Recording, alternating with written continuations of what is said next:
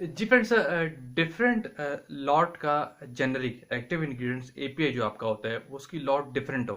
ठीक है, तो हम सेम बेच में उसको कैसे यूज़ करेंगे, क्या क्राइटेरिया है, गाइडलाइन क्या कहती है। तो इस हवाले से बहुत सारे सवाल मेरे पास आए थे।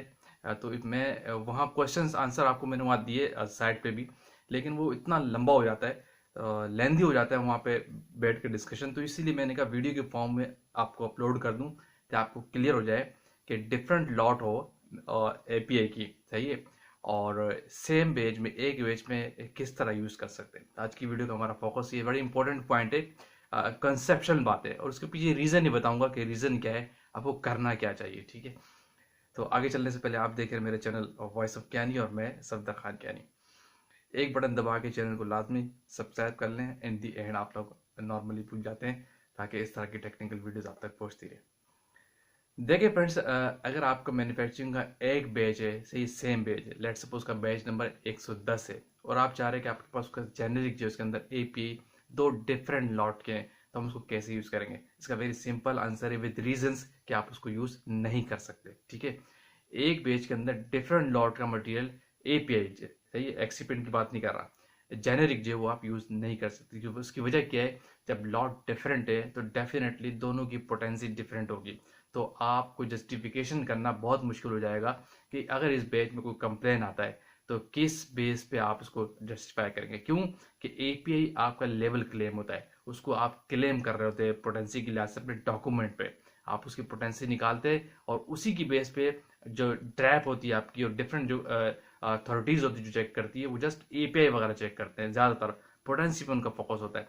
अगर वो चीज़ कम हुई तो आप जस्टिफिकेशन नहीं दे पाएंगे कि किस लॉट की कम हुई। पहला रीजन तो ये। ठीक है, आप यूज नहीं कर सकते। तो एपीआई अगर आपका डिफरेंट है, सॉरी, यानी अगर आपका जो एक्सीपेंट है वो डिफरेंट है, तो वो आप डाल सकते हैं। सेम पेज है और डिफरेंट एक्सीपेंट्स का एक लॉट खत्म होगी, छोटी है, तो वो आप दो लॉट्स भी उसके अंदर डाल सकते हैं, नो इशू। लेकिन जेनरिक यूज आप नहीं कर सकते। अच्छा, इस पे बड़ा इंपॉर्टेंट क्वेश्चन ये रेज होता है कि लेट सपोज आपके कंपनी का जो बेस साइज है, जिस प्रोडक्ट की बात कर रहे हो, जिस बैच की बात कर रहे हैं, वो बेस साइज 3000 टैबलेट का ही है, मैं जनरल बात कर रहा हूँ। सही है, अब फर्स्ट करो 5 kg का बैच है, और उसमें आपका जेनेरिक जा रहा है लेट सपोज 10 ग्राम या 20 ग्राम, लेट सपोज 20 ग्राम जा रहा है, लेकिन अब वो लॉट आपके पास बची पड़ी है 15 ग्राम की।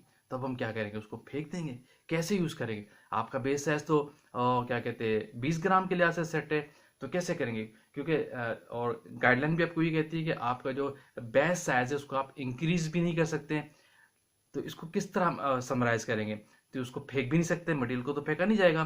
तो इसके लिए ये होता है कि आप उस जो मटेरियल आपके पास बचा पड़ा है उसके लिहाज से अपने बेस साइज को शॉर्ट डिजाइन कर लेंगे। सही है, छोटा बेस साइज आप बना सकते हैं, बड़ा बेस साइज पे आप नहीं जाते हैं, आपका बेस साइज वैलिडेटेड होता है।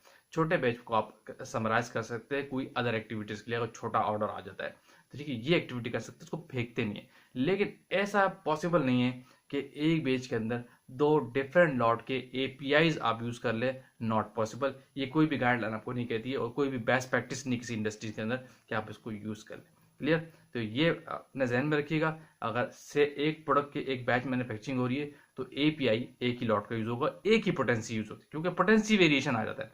तो डिफरेंट पोटेंसी, दो पोटेंसी एक बेच में आप यूज नहीं कर सकते। क्लियर, होपफुली कॉन्सेप्ट आपको क्लियर हो गया होगा। जो लोग फार्मास्यूटिकल में काम करते हैं उनको इसकी थोड़ी अवेयरनेस होना भी बहुत ज़रूरी है। वीडियो का एंड अप करते हैं, बहुत लंबी हो जाती फिर, वैसे तो शॉर्ट वीडियो थी।